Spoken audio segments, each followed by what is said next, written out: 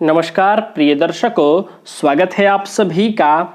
और आज के क्लास में हम समझेंगे ग्रहों की पूर्ण दृष्टियों के बारे में।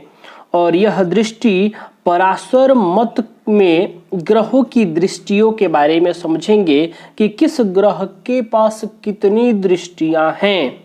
और यह दृष्टि पूर्ण होगा, यानी पराशर ऋषि जी के मत में ग्रहों की दृष्टियां कितनी हैं, किस प्रकार की हैं, कितनी दृष्टि है, कौन सी दृष्टि है, आज हम बात करेंगे। यह श्लोक आप देखिए, पश्यन्ति सप्तमं सर्वे, पश्यन्ति सप्तमं सर्वे शनि जीव कुजाः पुनः विशेषतश्च त्रिदश त्रिकोण चतुरष्टमान। अब इस श्लोक को समझने के लिए भावों की जो संज्ञाएं मैंने आप लोगों को पहले बताया है वह आप लोग देख लीजिए, क्योंकि यहाँ भाव संज्ञा के आधार पर ही बता दिया त्रिदश त्रिकोण चतुरष्टमान। अब यहाँ त्रिकोण भाव कौन सा है, यदि आपको यह नहीं पता होगा, त्रिदश मतलब क्या होता है, कौन सा भाव होता है, यह नहीं पता है, तो किस प्रकार आप देखेंगे इस श्लोक में ग्रहों की दृष्टियों को।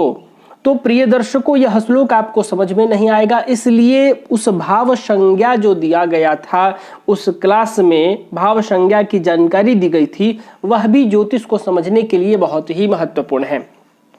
आइए मैं श्लोक समझा रहा हूं तो वह भी बताऊंगा, लेकिन यहाँ सूक्ष्म रूप से बताऊंगा, आप वहां देखिएगा तो विस्तार से समझ जाइएगा। कहा पश्यन्ति सप्तमं सर्वे, सर्वे यानी सभी ग्रहों के लिए यह लाइन लिखा। सर्वे यानी सभी ग्रह, सभी ग्रह के मतलब नवग्रहों की बात हो रही है, इसमें राहु और केतु भी सम्मिलित हैं। अब यहाँ सर्वे यानी एक से अधिक ग्रह हैं, तो यहाँ बहुवचन हो गया पश्यन्ति। पश्यन्ति मतलब देखते हैं, सप्तमम सर्वे, सर्वे यानी सभी ग्रह अपने स्थान से सप्तमम, सप्तम को पश्यन्ति मतलब देखते हैं। यानी यहाँ अर्थ भी देखिए तो सभी ग्रह अपने अधिष्ठित स्थान से सातवें स्थान को देखते हैं। अधिष्ठित मतलब होता है जिस भाव में वह ग्रह बैठा हो, उस स्थान से, जहां वो बैठा हो उस स्थान से सप्तमम पश्यन्ति, सप्तमम यानी सातवें स्थान को देखते हैं। पुनः, पुनः मतलब उसके बाद, फिर से शनि जीव कुजाः, यहां भी तीन ग्रहों का नाम आया। शनि यानी शनिश्चर ग्रह, शनि ग्रह, जीव, जीव मतलब बृहस्पति ग्रह, और कुजाः यानी कुजाः यहाँ किया, तीन नाम है इसलिए कुज, कुज मतलब मंगल, यानी शनि, बृहस्पति और मंगल पुनः से, मतलब पुनः मतलब सातवें स्थान के अलावा विशेषतश्च, विशेष दृष्टियां इनको प्राप्त है त्रिदश त्रिकोण चतुरष्टमान। यहाँ तीन नाम है तो यहाँ तीन शब्द लिख दिया। त्रिदश शनि का है, त्रिकोण जीव बृहस्पति का है, और चतुरष्टमान कुज यानी मंगल का है। सबसे पहले हम समझ लेते हैं पश्यन्ति सप्तमम सर्वे, यानी सभी ग्रह अपने से सातवें स्थान को देखते हैं। जैसा कि आप समझिए कि यदि जन्म कुंडली के लग्न भाव में ही हम उदाहरण ले लेते हैं कि लग्न में ही सूर्य बैठे हैं, कुंडली के किसी भी भाव में सूर्य बैठे हों तो वहीं से आपको गिनना है सप्तमम, यानी सातवां जो स्थान आएगा सूर्य से। यहाँ लिखा है ना, सभी ग्रह अपने अधिष्ठित स्थान से, अधिष्ठित का मतलब हो गया कि वो जिस स्थान में बैठे हों उस स्थान से सातवें स्थान को देखते हैं। यानी सूर्य यहाँ से सात घर आप गिनिएगा, 1 2 3 4 5 6 7, यानी जो सातवां घर ये आएगा तो सूर्य यहाँ बैठकर अपनी सातवीं दृष्टि से इस घर को देखेंगे।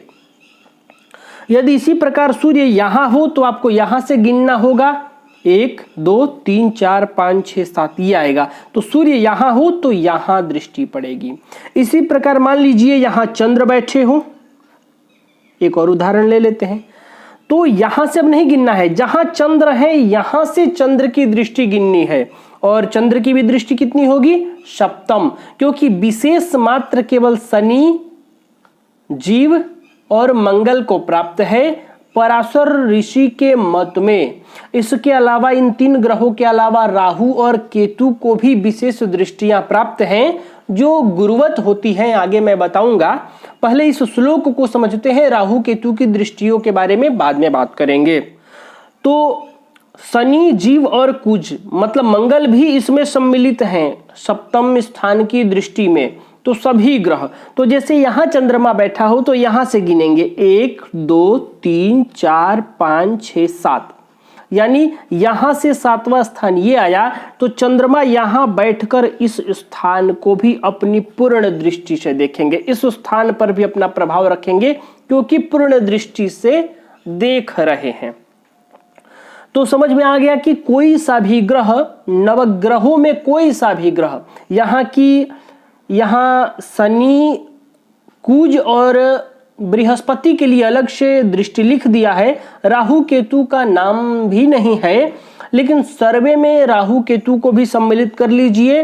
राहु और केतु को जो विशेष दृष्टि है उसके बारे में मैं बता दूंगा कि गुरुवत दृष्टि है, यानी बृहस्पति को जो विशेष दृष्टि प्राप्त हो रखी है वही दृष्टि राहु और केतु को भी है। तो सभी ग्रह, यानी जो ग्रह कुंडली के जिस भाव में बैठे हो उस भाव से आपको 7 घर आगे गिन लेना है, 7वां जो घर पड़ेगा उस भाव पर भी उस ग्रह की पूर्ण दृष्टि होगी। अब कहा शनि, जीव, कुजा पुनः, यानी शनि को त्रिदश, त्रि मतलब 3, 10 मतलब 10 और 7 तो ये वाला है ही सप्तमम वाला। तो जो शनि ग्रह है वो तीसरे घर को, 7वें घर को और 10वें घर को, ये 3 घरों पर शनि की दृष्टि होगी। मान लेते हैं शनि भी लग्न में बैठे हो, तो इस शनि की दृष्टि तो सबसे पहले 7वें घर पर पड़ेगी। क्यों? क्योंकि पश्यन्ति सप्तमम सर्वे, सभी ग्रह अपने से 7वें घर को देखते हैं, तो शनि भी देखेंगे। इसके अलावा कहा त्रिदश, ये शनि के लिए है, त्रिकोण बृहस्पति के लिए है और चतुरष्टमान मंगल के लिए है। तो त्रिदश यानी जहां शनि बैठे हैं इस स्थान से तीसरे स्थान को भी देखेंगे। तो यहां से गिनेंगे आप 1 2 3, यानी ये शनि यहां से इस भाव को भी देखेंगे और यहां से 10 यानी 10वें स्थान को भी देखेंगे। तो 1 2 3 4 5 6 7 8 9 10, यानी यहां बैठे शनि इस भाव को भी देखेंगे। जहां बैठे होंगे वहीं से आप उस शनि से 3 घर आप गिनिएगा, उस शनि से 7 घर गिनिएगा, उस शनि से 10 घर गिनिएगा। यानी जो सभी ग्रह हैं, सभी ग्रह के पास 7वीं दृष्टि है। ठीक है, लेकिन जो शनि है वो अपने स्थान से तीसरे भाव को भी देखेंगे, यानी तीसरे अपने स्थान से तीसरे स्थान को देखेंगे, 7वें स्थान को भी देखेंगे और 10वें स्थान को भी देखेंगे।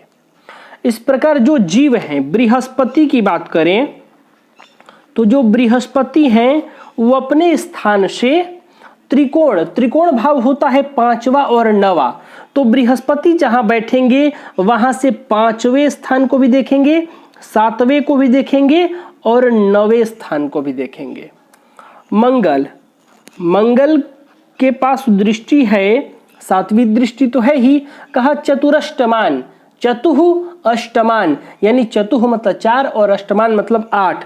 तो मंगल जहां बैठेंगे वहां से 4थे घर को भी देखेंगे, 7वीं घर तो देखेंगे और अष्टमान यानी 8वें भाव को भी देखेंगे।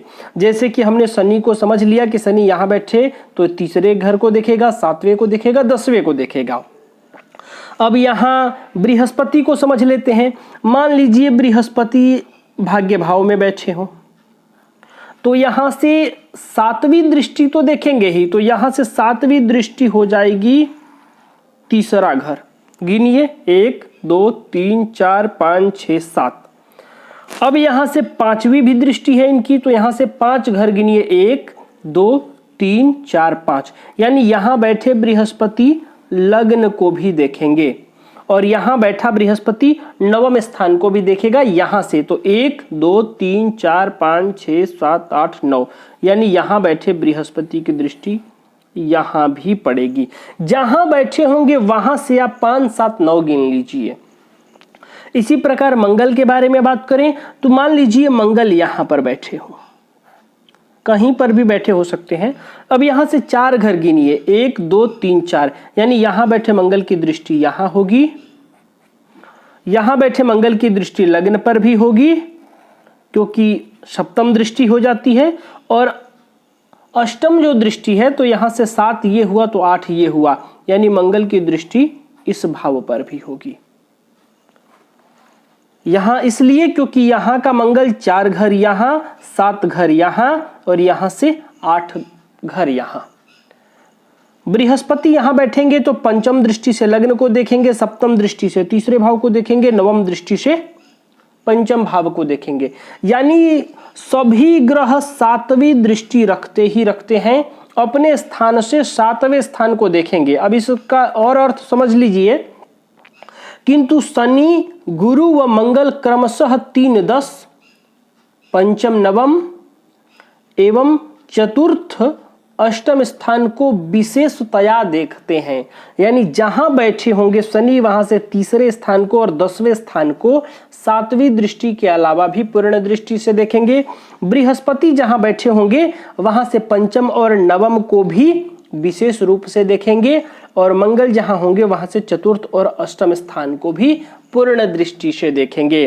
तो प्रिय दर्शकों, आपको गिन लेना है ग्रह जहां हो वहां से जिस स्थान को वह देखते हैं आपको उतना ही गिनना है। जैसे मंगल चौथे घर को भी देखते हैं तो यहां से 1 2 3 4, यानी यहां जो दृष्टि पड़ेगी वो वहां यहां बैठे मंगल की पड़ेगी। मंगल जहां होंगे आपको वहां से गिन लेना है, यही यह श्लोक कह रहा है, और ये पूर्ण दृष्टि है। पश्यन्ति सप्तमम सर्वे शनि जीव कुजाः पुनः विशेषतश्चत्रिदश त्रिकोण चतुरष्टमान।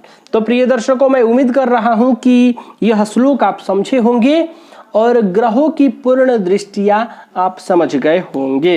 यदि इस श्लोक में कहीं आपको दिक्कत हो रहा है, समझ में नहीं आ रहा है, तो वीडियो के कमेंट बॉक्स में अपना प्रश्न रख सकते हैं। तो प्रिय दर्शकों, आज के लिए बस इतना ही। तब तक के लिए हमें अनुमति दीजिए।